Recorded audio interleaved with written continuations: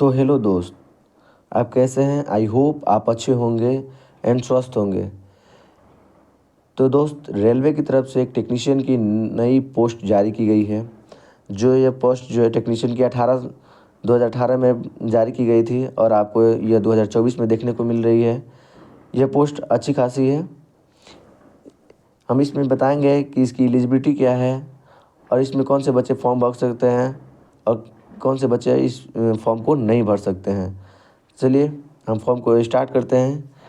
हम सबसे पहले जानते हैं कि इस फॉर्म की पोस्ट कितनी रखी गई है और इसकी जो है अप्लाई कब से की जाएगी। इसमें देखिए, इसकी अप्लाई डेट रखी गई है दोस्त, 8 मार्च से इसकी अप्लाई डेट रखी गई है। ठीक है ना।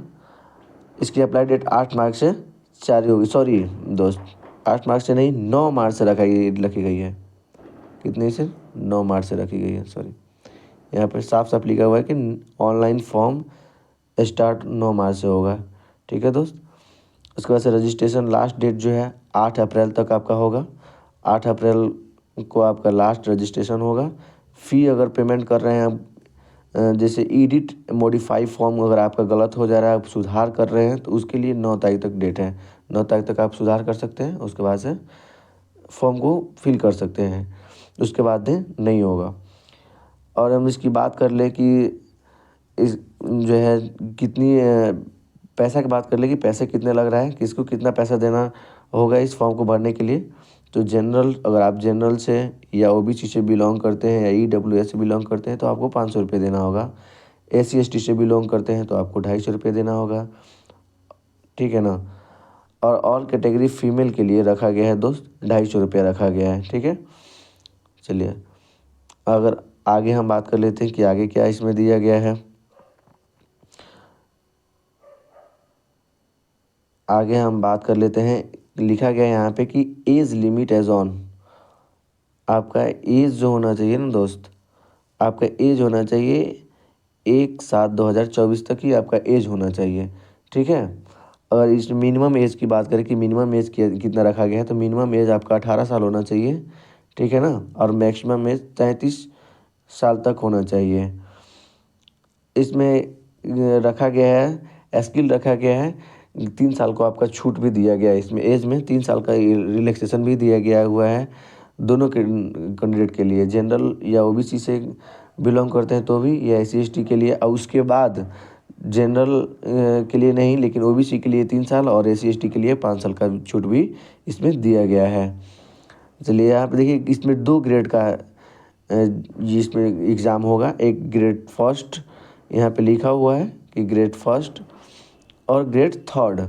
ग्रेड फर्स्ट होगा और ग्रेड थर्ड, 2 का एग्ज़ाम होगा इसमें। ले आगे इसमें बताया भी है। इसमें लिखा हुआ है, देखिए साफ साफ लिखा हुआ है यहाँ पे कि टेक्नीशियन ग्रेड फर्स्ट सिग्नल। इसमें एलिजिबिलिटी मांगी गई है कि क्या क्या एलिजिबिलिटी होनी चाहिए। तो आपके पास बीटेक होना चाहिए, या इंजीनियरिंग डिप्लोमा होना चाहिए, या BSc इंजीनियरिंग डिग्री होना चाहिए आपके पास, जो है टेक्नीशियन ग्रेड फर्स्ट डालने के लिए, सिग्नल के लिए। ठीक है ना।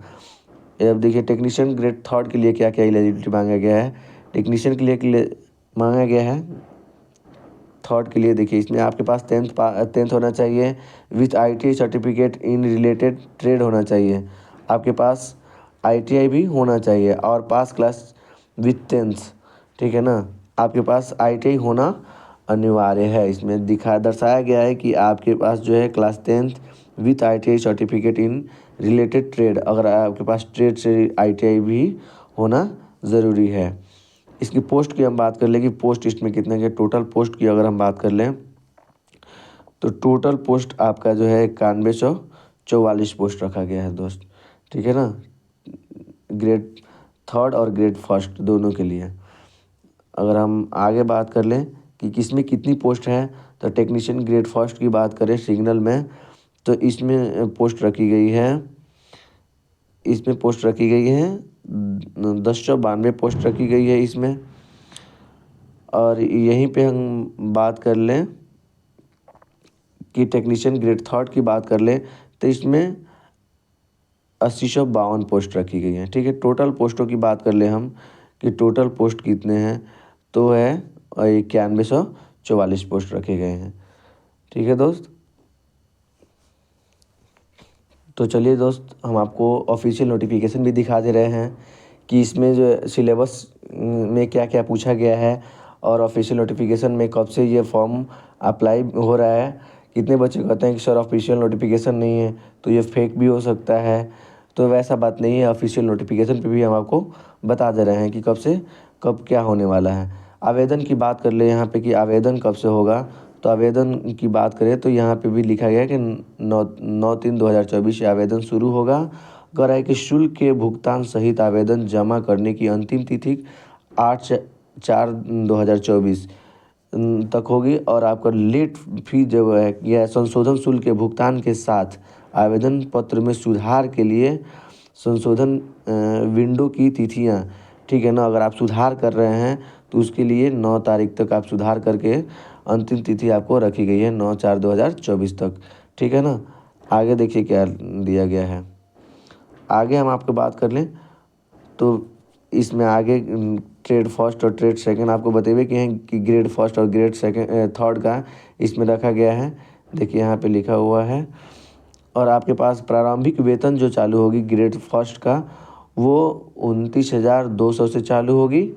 और वहीं ग्रेड थर्ड का बात कर लें तो 19,900 से प्रारंभिक वेतन चालू होगी आपका। ठीक है। इसमें आयु की बात रखा गया है कि ग्रेड थर्ड के लिए क्या आयु होनी चाहिए, तो 18 से 36 होनी चाहिए, 18 साल से लेकर 36 साल तक। और वहीं ग्रेड थर्ड की बात करें तो 18 साल से लेकर 33 साल तक होनी चाहिए। ठीक है ना। आगे हम बात कर लेते हैं। इसमें पोस्ट तो आपको बताए ही हैं कि पोस्ट कितनी रखी गई है दोस्त, 9144 पोस्ट रखी गई है। हम आगे बात कर लेते हैं इसमें।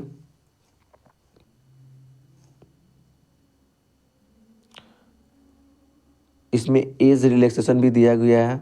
ओबीसी के लिए दिया गया है दोस्त 5 साल के लिए दिया गया है। सॉरी, एसी एसटी के लिए 5 साल दिया गया है।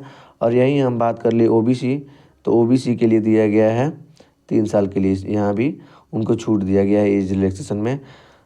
ठीक है। आगे हम बात कर लेते हैं कि आगे इसमें एलिजिबिलिटी क्या रखी गई है। बहुत सारे दोस्त पूछते हैं कि सर एलिजिबिलिटी क्या है, तो एलिजिबिलिटी आपको हम बता दे रहे हैं कि इसमें क्या क्या होगा। तो यहाँ से साफ साफ लिखा हुआ है दोस्त कि अगर आप ग्रेड फर्स्ट के लिए अगर अप्लाई कर रहे हैं तो इसमें कौन कौन से सब्जेक्ट कितने क्वेश्चन आएंगे और कितने मार्क्स के आएंगे, ये भी हम बता देना आपको। समान अगर जागरूकता है, यानी कहने का मतलब जीके जीएस से 10 क्वेश्चन आएंगे दोस्त।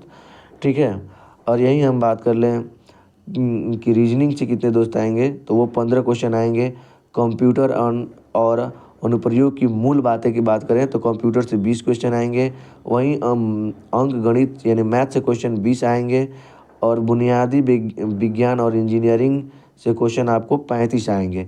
ठीक है। कुल जो होगा 100 प्रश्न होंगे और 100 मार्क्स के ही होंगे दोस्तों। 10 अगर प्रश्न है तो वो 10 अंक भी मिलेगा उसका, 15 प्रश्न है तो 15 ही उसका अंक मिलेगा। और इसकी अवधि हम जान लेते हैं कि अवधि इसमें कितनी रखी गई है। तो यहाँ पे लिखा गया है कि अवधि जो है 90 मिनट्स रखा गया है। 90 मिनट्स के अंदर आपको एग्ज़ाम कंडक्ट कराया जाएगा। ठीक है। आगे बात कर लेते हैं। यहाँ पे अगर आप देखिए यहाँ पे लिखा हुआ है कि कुल अवधि 90 मिनट्स के लिए रखा गया है। और प्रत्येक गलत उत्तर के लिए 1/3 इसमें रखा गया है। कितने 1/3 रखा गया है। अगर आपका 3 गलत हो जाता है तो एक आपका सही भी गलत हो जाएगा। ठीक है ना दोस्त। यहाँ पे लिखा गया 1/3। ठीक है। आगे हम बात कर लेते हैं कि आगे क्या रखा गया है। तो वहीं यहाँ पे देखिए ग्रेड थर्ड के लिए क्या रखा गया है। एलिजिबिलिटी अगर आपका ग्रेड थर्ड के लिए रखा गया है कि अंक गणित मैथ में आपका 25 मार्क्स का क्वेश्चन होगा। ठीक है। वहीं अगर रीजनिंग की बात करें तो 25 प्रश्न इसमें होंगे 25 मार्क्स के लिए। और वहीं समान विज्ञान यानी साइंस से बात करें तो 40 क्वेश्चन होंगे। सबसे ज़्यादा वेटेड साइंस की है दोस्त, और वो भी 40 मार्क्स होंगे। ठीक है। और जीके की बात करें तो जीके 10 प्रश्न होंगे 10 मार्क्स के। टोटल 100 प्रश्न होंगे 100 मार्क्स के होंगे। इसकी भी अवधि जो है 90 मिनट्स रखी गई है दोस्त। ठीक है। एक बहुत बड़ी जानकारी हम आपको बता रहे हैं। ठीक है। बहुत सारे दोस्त यहाँ पे इसमें डाउट हो जाता है, हम आपको बता दे रहे हैं। एक बहुत बड़ी देखिए एक बहुत बड़ी सूचना है। बहुत सारे दोस्त इसमें फंस जाते हैं कि ये कैसे हो सकता है, हम भी तो मार्क्स सामान लाए हैं, लेकिन उनका जॉब कैसे हो गया, मेरा जॉब नहीं हुआ। तो देखिए यहाँ पे साफ साफ लिखा हुआ है दोस्त, आपको ध्यान पूर्वक पढ़ना है कि इसमें क्या लिखा हुआ है। सॉरी, लिखा हुआ है कि यदि दो या दो से अधिक उम्मीदवार समान अंक प्राप्त करते हैं तो उनकी योग्यता स्थिति आयु मानदंड द्वारा निर्धारित की जाएगी। यानी बड़े उम्मीदवार को युवा उम्मीदवार की तुलना में अधिक योग्यता दी जाएगी। कहने का मतलब ये है दोस्त कि अगर दो व्यक्ति हैं और दोनों का अंक समान है, ठीक है ना, तो जिसकी एज काउंट करने में अधिक होगी उसकी सिलेक्शन पहले होगी। ठीक है ना दोस्त, यही इसने समझाया गया है कि आयु के हिसाब से आपको सेलेक्ट किया जाएगा। अगर आपकी आयु जो है ज़्यादा है पहले वाले उम्मीदवार के अकॉर्डिंग, तो आपको पहले सेलेक्ट किया जाएगा। यही है।